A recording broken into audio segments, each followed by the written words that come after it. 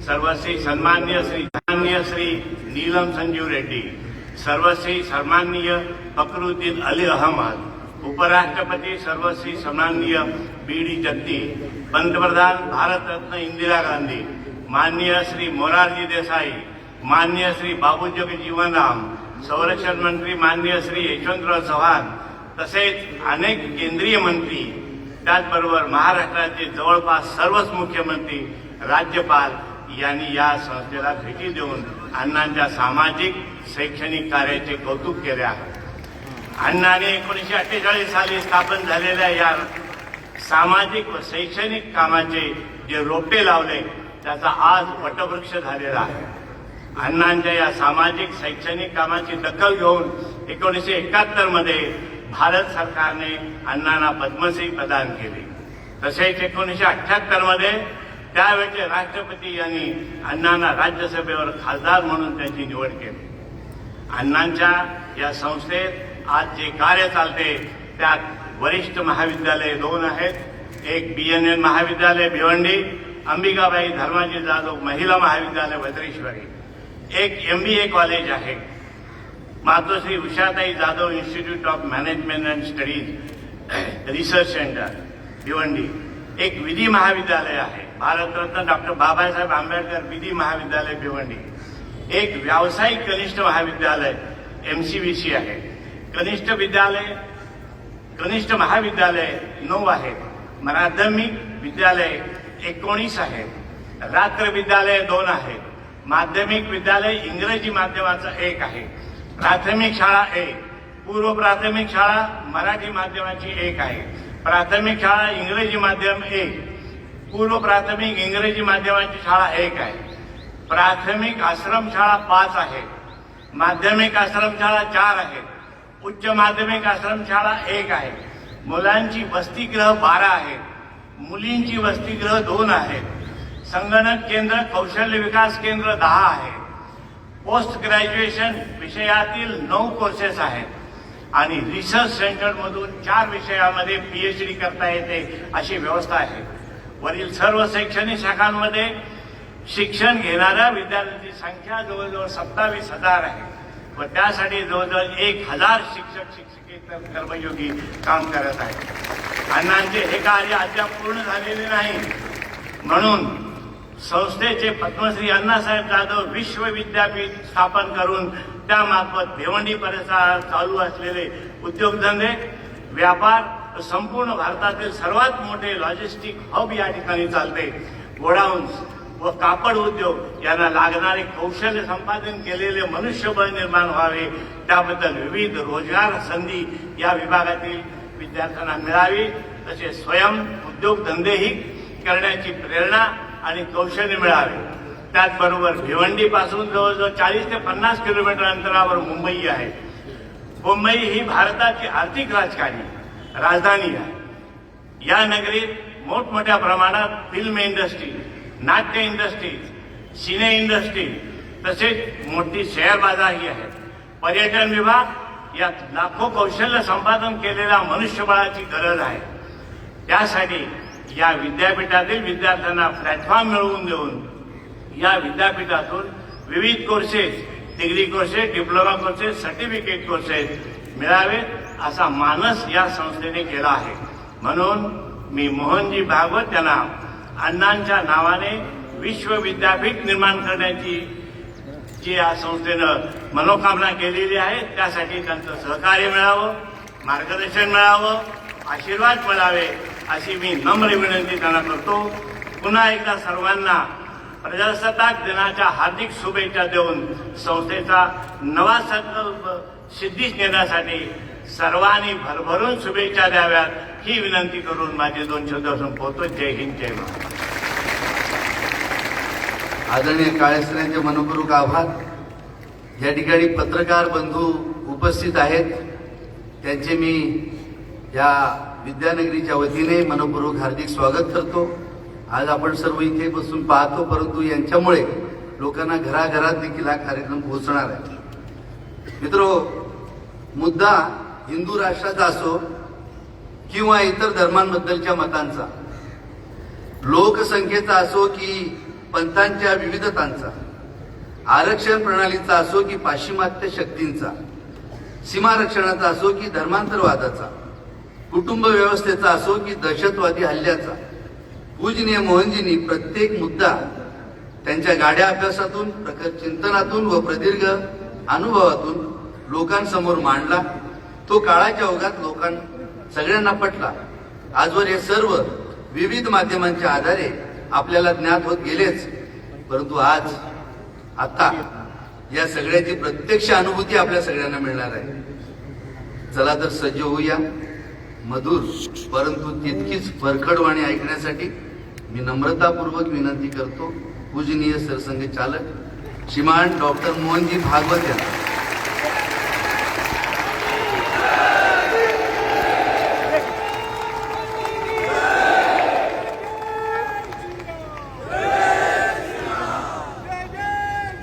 मुझे हिंदी में बात करने की सूचना है. मंच पर उपस्थित भारतीय समाजोन्नति मंडल के सभी माननीय आदरणीय पदाधिकारीगण, बहुत ही सुंदर प्रात्यक्षिक के नाते भी और संदेश के नाते भी बहुत उत्कृष्ट रहा. ऐसा सादर करने वाले सभी छात्र छात्रा बंधु भगिनी, उनके आचार्यगण आचार्यागण, उपस्थित नागरिक सज्जन, माता भगिनी, अपने 76वें गणराज्य दिन के मुहूर्त पर आज का कार्यक्रम देखकर मुझे बार बार एक कहानी याद आ रही.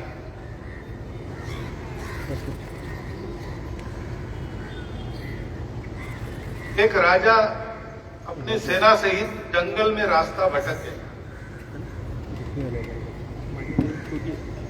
बहुत खोजने पर उसको एक टूटी फूटी झोपड़ी मिली. उसमें एक महात्मा जी बैठे. तो महात्मा जी को उसने पूछा कि हम इतने सारे लोग हैं, थके हैं, कहीं रहने भोजन विश्राम वगैरह की व्यवस्था हो सकती है क्या? आपके पास तो नहीं है, हम देख रहे हैं टूटी आपकी झोपड़ी है, परंतु आसपास कहीं ऐसा स्थान है तो बताइए.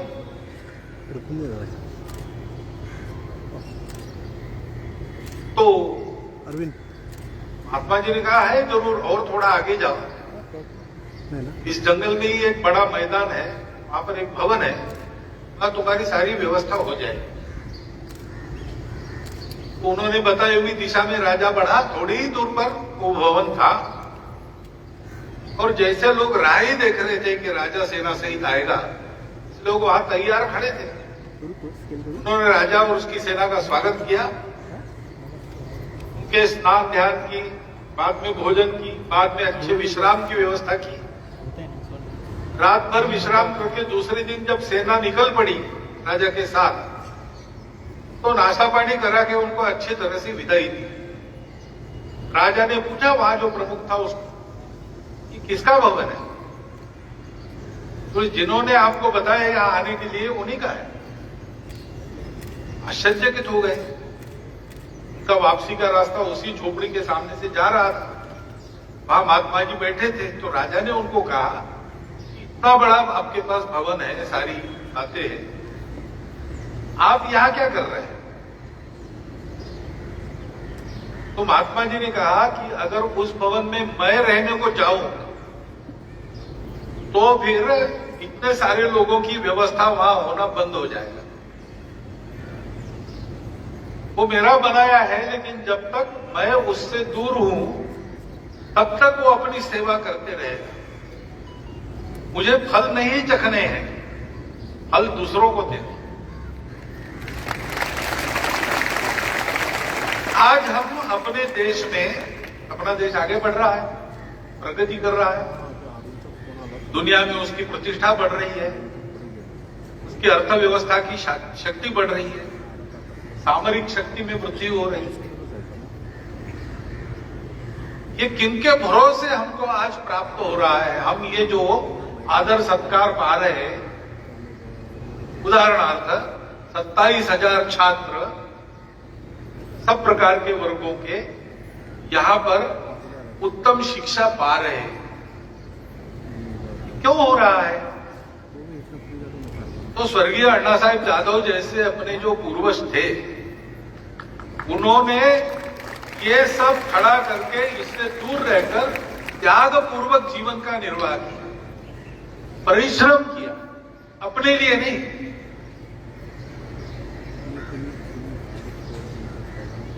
हमारे देश को और बहुत आगे जाना है और आज विश्व प्रतीक्षा कर रहा है कि भारत से हमको आगे का रास्ता मिले। ऐसा भारत बनाने का दायित्व स्वाभाविक हम सबका है। तो इसलिए हमको यही ध्यान में रखना पड़ेगा कि आज हम यहां पर आनंद से इस कार्यक्रम को संपन्न कर रहे हैं, अच्छी तरह प्रदर्शन कर रहे हैं, प्रात्यक्षिक कर रहे हैं। ये सुखपूर्वक हम कर सकते हैं, इसका कारण पहले कुछ लोगों ने, बहुत सारे लोगों ने अपने जीवन को समर्पण करके इस दृश्य को खड़ा किया। तो आनंद के साथ अपना दायित्व याद करने का भी यही दिवस है, क्योंकि हमारी प्रजातांत्रिक व्यवस्था है, गणराज्य दिवस है। इस देश का दायित्व इसके जनगणों पर है, इसकी प्रजा पर है। किसी को ठेका देके ये काम नहीं होगा, क्योंकि दायित्व हमारा सबका है। और उस दायित्व के लिए हमारा व्यवहार कैसा चाहिए, इसका स्मरण कराने वाला हमारी सार्वभौम संप्रभु सत्ता का, स्वतंत्र भारत की सत्ता का प्रतीक हमारा राष्ट्रध्वज तिरंगा हम फहराते हैं। बड़ी सोच समझकर इस ध्वज की योजना हुई है। इसके लिए कमेटी बैठी थी, उन्होंने विचार पूर्वक ये तय किया है। 3 रंग का ध्वज है और बीच में धम्मचक्र है।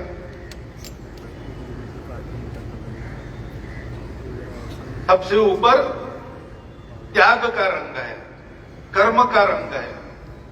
भक्ति, ज्ञान और कर्म की त्रिवेणी का प्रतीक केसरिया, क्योंकि यही 3 बातें आगे सारी बातों का कारण बनती है।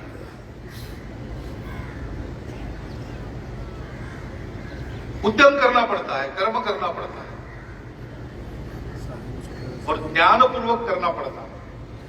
बिना सोचे समझे किया हुआ काम ये फल नहीं देता, उल्टा संकट लाता है। बिना ज्ञान के कर्म विक्षिप्त कर्म, यानी पागल का कर्म हो जाता है। भात बना के खाना है तो बिना सोचे समझे इतना सोच लिया केवल कि आग है, पानी है और चावल है तो भात बनेगा। तो एक मुट्ठी भर भात खा लिया, ग्लास भर पानी पी के धूप में खड़े रहे तो पेट में भात नहीं बनता।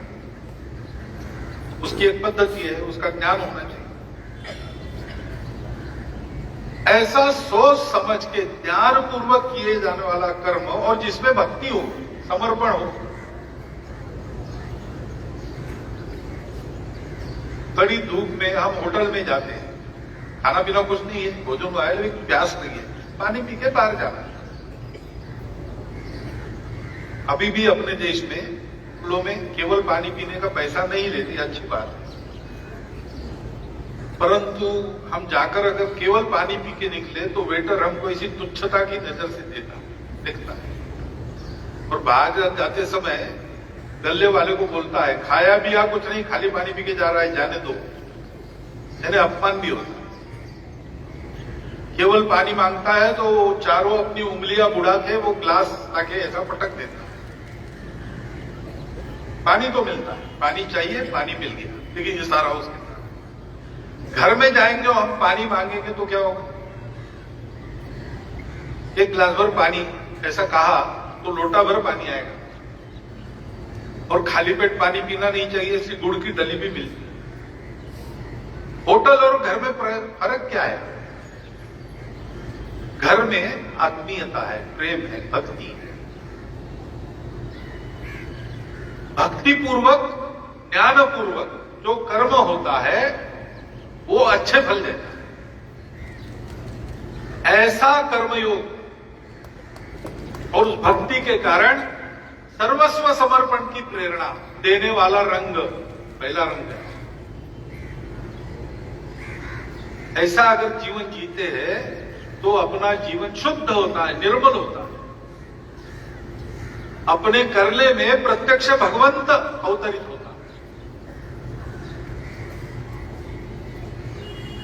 हृदयस्थ झाला नारायण प्रेरणा के लिए ये वाक्य हमने सुना है, लेकिन निस्वार्थ बुद्धि से त्याग पूर्वक सोच समझकर परहित का कर्म करने वालों का जीवन ऐसा बनता है कि बाकी भी लोग देखते उसको भी प्रतीक है।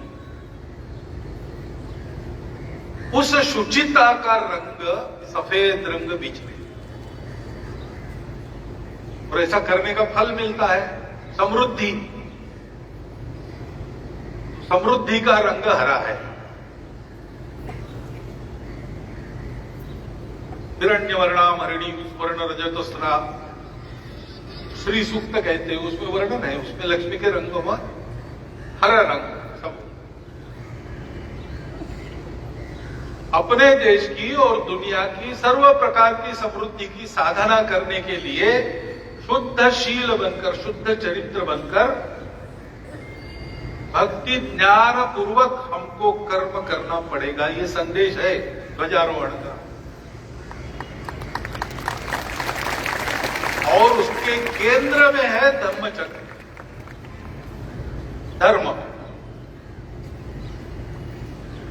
धर्म का एक अंग पूजा भी होता है, खान पान रीति रिवाज के नियम वगैरह वो भी होता है, लेकिन वही धर्म नहीं। वो तो आचरण है धर्म का, जो देश काल परिस्थिति के अनुसार बदलना चाहिए और बदलता है। परंतु शाश्वत बात, जिसको धर्म का शाश्वत धर्म कहते हैं अपने, वो क्या है? डॉक्टर बाबा साहब आंबेडकर ने संसद में संविधान हमको देते समय तो 2 भाषण किए हैं। उसमें एक वाक्य में उन्होंने व्याख्या की है, बंधु भाव यही धर्म है। समाज चलता कैसे है? आपसी सद्भावना के आधार पर। प्रकृति विविधता देती है। भारत के बाहर हम देखते हैं विविधता को लेकर झगड़े होते हैं, लेकिन भारत का मूल स्वभाव, भारत धर्मप्राण होने के कारण, वो धर्म कहता है कि विविधता प्रकृति की देन है, इसलिए जीवन का श्रृंगार है। अपनी अपनी विशिष्टता को लेकर चलो, लेकिन आपस में ठीक रहो। आत्मीयता से, बंधुभाव से, सद्भावना से आपस का व्यवहार रखो, क्योंकि जीना है तो सबको जीना पड़ेगा, ये नियम है। हम अकेले जी नहीं सकते। आप बहुत आनंद में हो और घर में दुख है तो आप आनंद नहीं ले सकते। आप अकेले व्यक्ति नहीं हो, आप परिवार के हो। परिवार बहुत अच्छा है, लेकिन गांव गड़बड़ है तो परिवार सुखी नहीं रह सकता। आप एक परिवार नहीं हो, आप अपने गांव के घटक हो। गांव प्रदेश का घटक है, प्रदेश देश का घटक है, देश राष्ट्र का एक अंग है, और सारा विश्व राष्ट्रों का मेला है। सब राष्ट्रों की मानवता मिलकर विश्व को अच्छा रखती। एक व्यक्ति दुखी हुआ तो विश्व में दुख फैलेगा। समाज दुखी रहा तो व्यक्ति सुखी नहीं रहेगा। सृष्टि दुखी हो गई तो हमको संकट झेलने पड़ेंगे, हम देख ही रहे। ये सारी बातें थियरी नहीं है, हम इसका प्रत्यक्ष अनुभव करें। तो हमारे यहां लोगों ने ऐसा कहा कि व्यक्ति को बड़ा होना ही है। व्यक्ति को दबाना नहीं, व्यक्ति को बड़ा होना है। उसके लिए स्वातंत्र चाहिए, उसके लिए समता चाहिए, सबको अवसर मिलना चाहिए। लेकिन ये तब होगा, दोनों एक साथ तब रहेंगे जब बंधुता होगी। बंधुता के आधार पर व्यक्ति बड़ा होगा, वो अपने परिवार को बड़ा करेगा। बड़ा परिवार अपने गांव को बड़ा बनाता है। हम उदाहरण देखें, मुझे दूर जाने की जरूरत नहीं। 78 वर्षों का अपने भारतीय समाजोन्नति मंडल का इतिहास आप देख लीजिए, आपको यही मिलेगा। एक व्यक्ति परिश्रम पूर्वक जो भी मिला समाज का सहयोग उतना ही लेकर बड़ा हुआ, लेकिन वो अकेला बड़ा नहीं हुआ। सबको बड़ा करने की व्यवस्था होगी। ये जो जीवन है, इसी को कहते हैं धर्म। अपने राष्ट्रध्वज के केंद्र में वो धम्मचक्र है। वो बंधुभाव का, समता का, समरसता का संदेश देता है। सबकी समानता का संदेश देता है। सबकी स्वतंत्रता का संदेश देता है। हमारे जीवन में ये सारी बातें ध्यान में रखकर ही हमको रहना।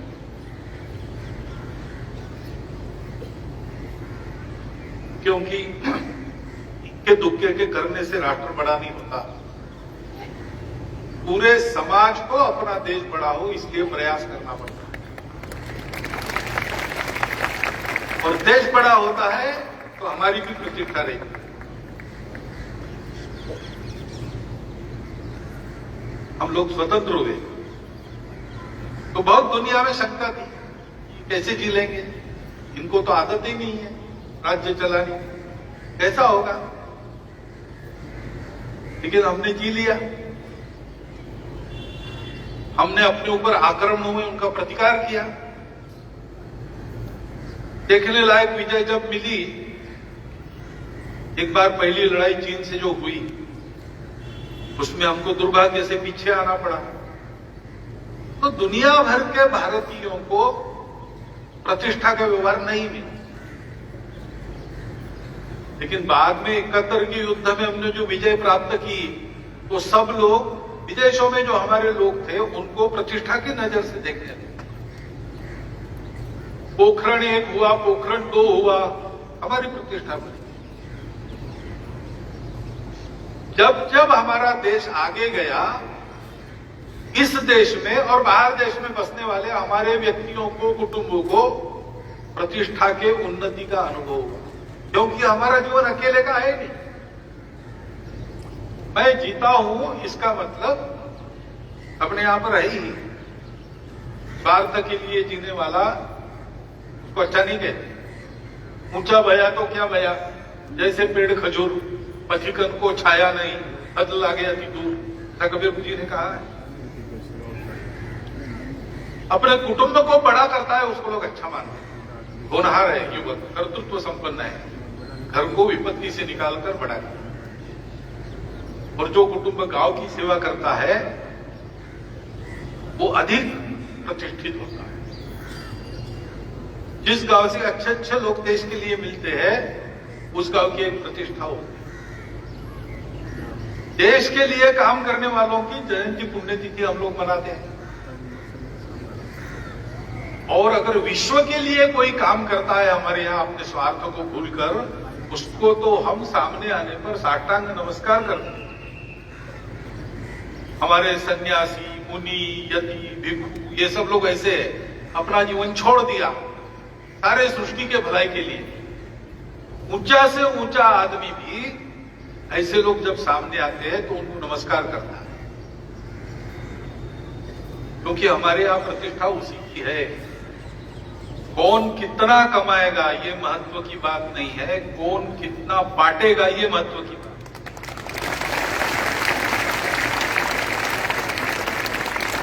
तो देश समाज ही हमको सब देता है, उसी के देने से हम बनते हैं।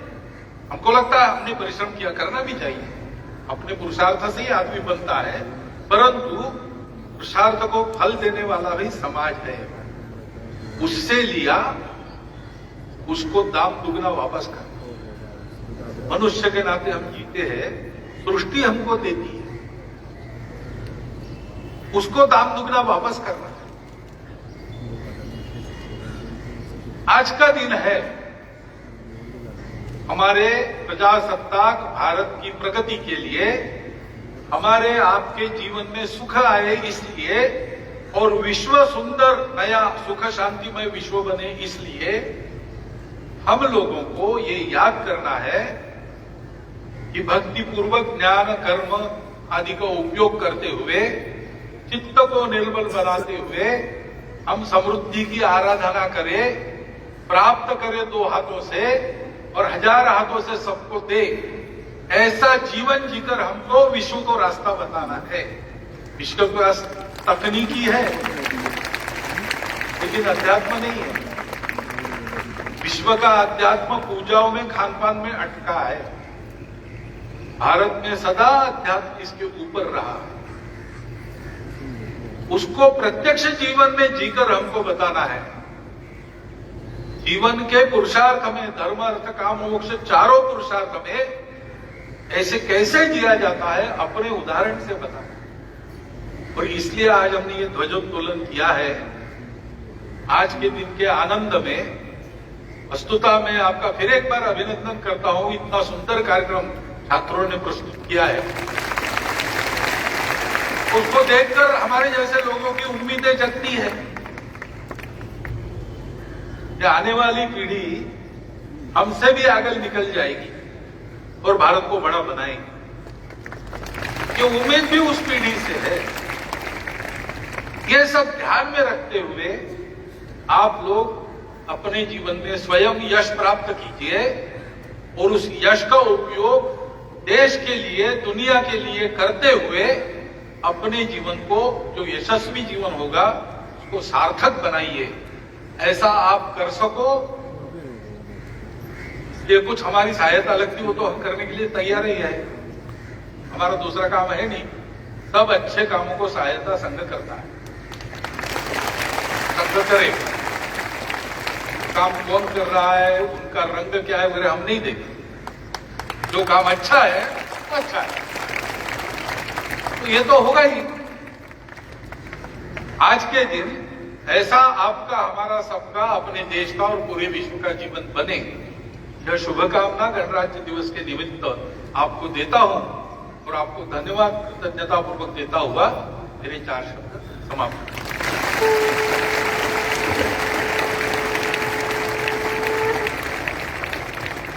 मार्गदर्शन ऐकताना आपल्याला 2 सूर्य अनुभवायला मिळाले। एक सूर्य उन्हाचे चटके देता होता आणि एक सूर्य शब्दांचे। आपण हे शब्द आयुष्यभर लक्षात ठेवायचे। अत्यंत मौलिक मार्गदर्शनाबद्दल आम्ही पूजनीय सरसंघचालक डॉक्टर मोहनजी भागवत यांचे जीवनभर ऋणी राहू। हे शब्द आपण स्मरणात ठेवावे म्हणून अधिक टिप्पणी न करता आभार प्रदर्शनासाठी निमंत्रित करतो संस्थेचे तरुण तडफदार सरचिटणीस ॲडव्होकेट रोहित विजय जाधव यांना। धन्यवाद सर। सर्वांना नमस्कार। परमपूज्य डॉक्टर मोहनजींचे विचार म्हणजे जणू काही राष्ट्रीयत्वाचा यज्ञकुंडच।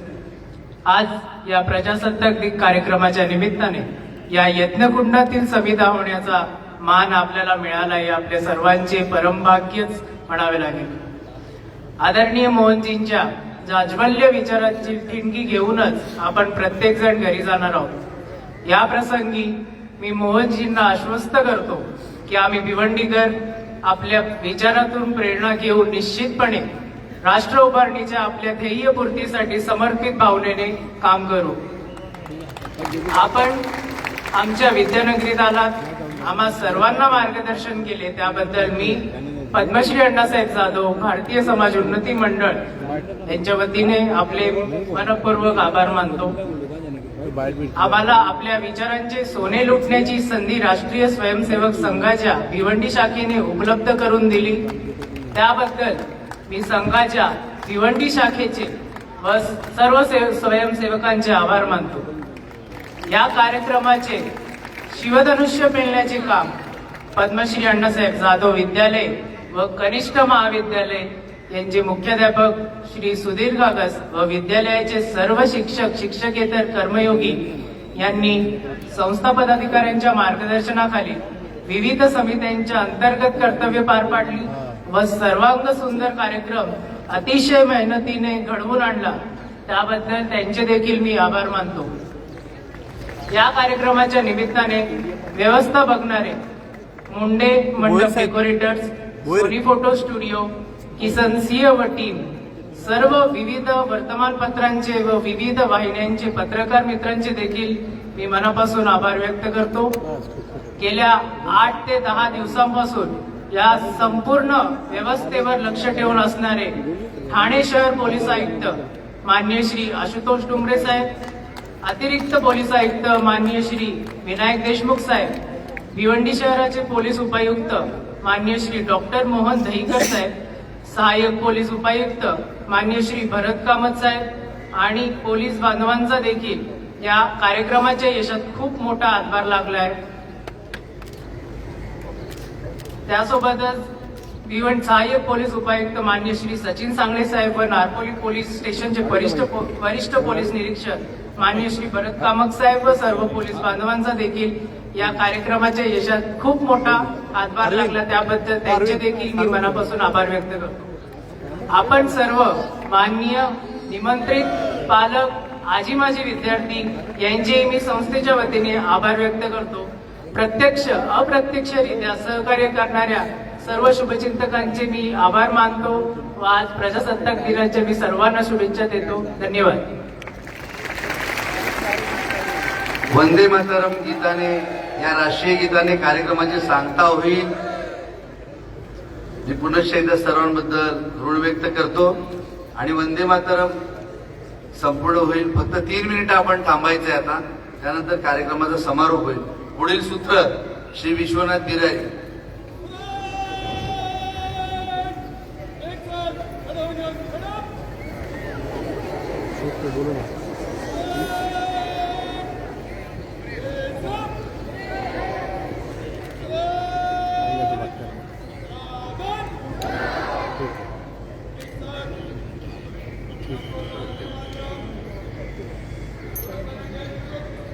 वंदे मातरम, वंदे मातरम.